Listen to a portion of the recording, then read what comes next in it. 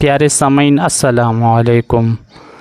Story کو سمجھنے کے لیے میرے ساتھ آخر تک جڑے رہیے۔ بادشاہ کا موڈ اچھا تھا۔ وہ نوجوان وزیر کی طرف مڑا اور مسکرا کر پوچھا، تمہاری زندگی کا سب سے بڑی خواہش کیا ہے؟ وزیر شرما گیا، اس نے منہ نیچے کر لیا۔ بادشاہ نے کہا لگایا اور بولا، تم گھبراؤ مت، بس اپنی زندگی کی سب سے بڑی خواہش بتاؤ۔ وزیر گھٹنوں پر جھکا اور عاجزی سے بولا، حضور آپ دنیا کے خوبصورت ترین سلطنت کے مالک ہیں۔ میں جب بھی یہ سلطنت دیکھتا ہوں تو میرے دل میں خواہش پیدا ہوتی ہے، اگر اس کا 10واں حصہ میرا ہوتا تو میں دنیا کا خوش نصیب ترین شخص ہوتا۔ وزیر خاموش ہو گیا۔ بادشاہ نے کہا لگایا اور بولا، میں اگر تمہیں اپنی آدھی سلطنت دے دوں تو؟ وزیر نے گھبرا کر اوپر دیکھا اور عاجزی سے بولا، بادشاہ سلامت، یہ کیسے ممکن ہے؟ میں اتنا خوش قسمت کیسے ہو سکتا ہوں؟ بادشاہ نے فوراً احکامات لکھنے کا حکم دیا۔ بادشاہ نے پہلے حکم کے ذریعے اپنی آدھی سلطنت نوجوان وزیر کے حوالے کرنے کا فرمان جاری کر دیا۔ دوسرے حکم میں بادشاہ نے وزیر کا سر قلم کرنے کا آرڈر دے دیا۔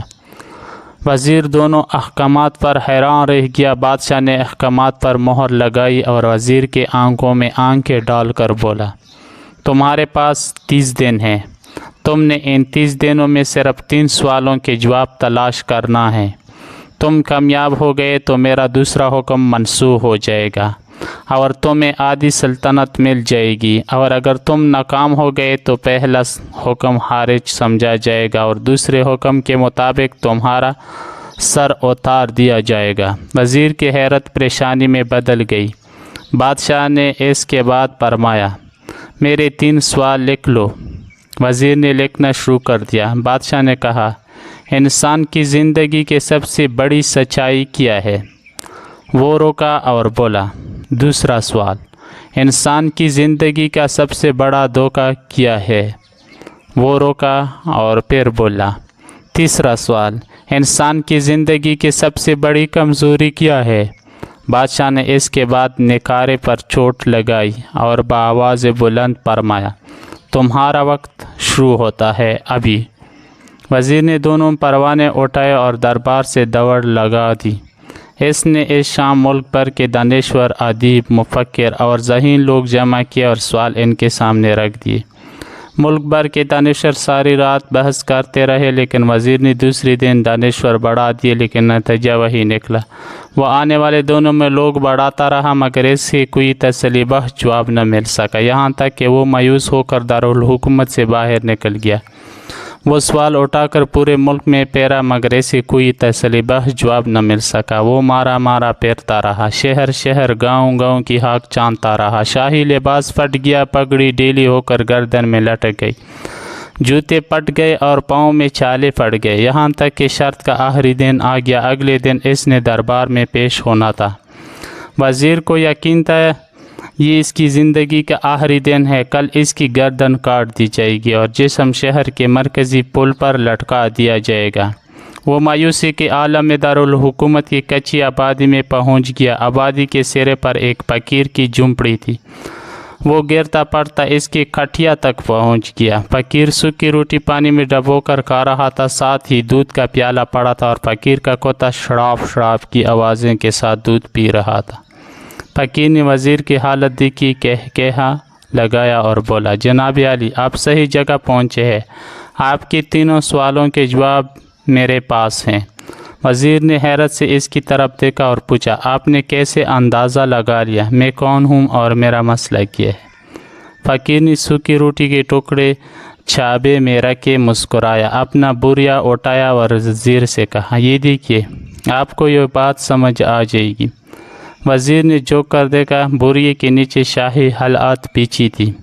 یہ وہ لباس تھا جو بادشاہ اپنے قریب ترین وزراء کو عنایت کرتا تھا۔ فقیر نے کہا، جناب علی، میں بھی اس سلطنت کا وزیر ہوتا تھا، میں نے بھی ایک بار آپ کی طرح بادشاہ سے شرط لگانے کی غلطی کر لی تھی، نتیجہ آپ خود دیکھ لیجئے۔ فقیر نے اس کے بعد سوکھی روٹی کا ٹکڑا اٹھایا اور دوبارہ پانی میں ڈبو کر کھانے لگا۔ وزیر نے دکھ کی دل سے پوچھا، کیا آپ بھی جواب تلاش نہیں کر سکتے؟ فقیر نے کہہ لگایا اور جواب دیا، میرا کیس آپ سے مختلف تھا، میں نے جواب ڈھونڈ لیے تھے۔ میں نے بادشاہ کو جواب بتائے، آدھی سلطنت کا پروانہ پاڑا، بادشاہ کو سلام کیا اور اس کٹیا میں آ کر بیٹھ گیا۔ میں اور میرا کتا دونوں مطمئن زندگی گزار رہے ہیں۔ وزیر کی حیرت بڑھ گئی، لیکن یہ سابق وزیر کے حماقت کے تجزیے کا وقت نہیں تھا۔ جواب معلوم کرنے کی گھڑی تھی، چنانچہ وزیر اینکر پرسن بننے کی بجائے فریادی بن گیا اور اس نے فقیر سے پوچھا کہ آپ مجھے سوالوں کے جواب دے سکتے ہیں؟ فقیر نے ہاں میں گردن ہلا کر جواب دیا۔ میں پہلے 2 سوالوں کا جواب مفت دوں گا، لیکن تیسرے جواب کے لیے تمہیں قیمت ادا کرنا ہوگی۔ وزیر کے پاس شرط ماننے کے سوا کوئی آپشن نہیں تھا، اس نے فوراً ہاں میں گردن ہلا دی۔ فقیر بولا، دنیا کی سب سے بڑی سچائی موت ہے۔ انسان کوئی بھی ہو، کچھ بھی ہو، اور اس سچائی سے نہیں بچ سکتا۔ وہ روکا اور بولا، انسان کی زندگی کا سب سے بڑا دھوکہ زندگی ہے۔ ہم میں سے ہر شخص زندگی کو دائمی سمجھ کر اس کے دھوکے میں آ جاتا ہے۔ فقیر کے دونوں جواب ناقابل تردید تھے۔ وزیر سرشار ہو گیا۔ اس نے اب تیسرے جواب کے لیے فقیر سے شرط پوچھی۔ فقیر نے کہا لگایا، کتے کے سامنے سے دودھ کا پیالہ اٹھایا، وزیر کے ہاتھ میں دیا اور کہا، میں آپ کو تیسرے سوال کا جواب اس وقت تک نہیں دوں گا جب تک آپ یہ دودھ نہیں پیتے۔ وزیر کے ماتھے پر پسینہ آ گیا، اس نے نفرت سے پیالہ زمین پر رکھ دیا۔ وہ کسی قیمت پر کتے کا جھوٹا دودھ نہیں پینا چاہتا تھا۔ فقیر نے کندھے اچکائے اور کہا، تمہارے پاس اب 2 راستے ہیں، تم انکار کر دو اور شاہی جلاد کا کل تمہارا سر اتار دے، یا پھر تم یہ آدھا پاؤ دودھ پی جاؤ اور تمہاری جان بھی بچ جائے اور تم آدھی سلطنت کے مالک بھی بن جاؤ۔ فیصلہ بہرحال تم نے کرنا ہے۔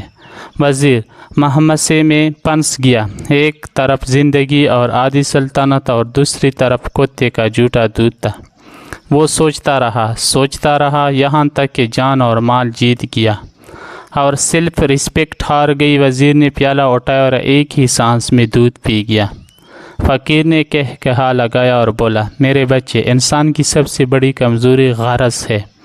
یہ اس کتے کا جھوٹا دودھ تک پینے پر مجبور کر دیتی ہے، اور یہ وہ سچ ہے جس نے مجھے سلطنت کا پروانہ پاڑ کر اس کٹیا میں بیٹھنے پر مجبور کر دیا۔ میں جان گیا تھا میں جوں زندگی کے دھوکے میں آؤں گا، میں موت کی سچائی کو فراموش کرتا جاؤں گا، اور میں موت کو جتنا فراموش کرتا رہوں گا میں اتنا ہی غرض کی دلدل میں دھنستا جاؤں گا، اور مجھے روز اس دلدل میں سانس لینے کے لیے غرض کا غلیظ دودھ پینا پڑے گا۔ لہٰذا میرا مشورہ ہے، زندگی کی ان تینوں حقیقتوں کو جان لو، تمہاری زندگی اچھی گزرے گی۔ وزیر خجالت، شرمندگی اور ترسی کا تحفہ لے کر فقیر کے کٹیا سے نکلا اور محل کی طرف چل پڑا۔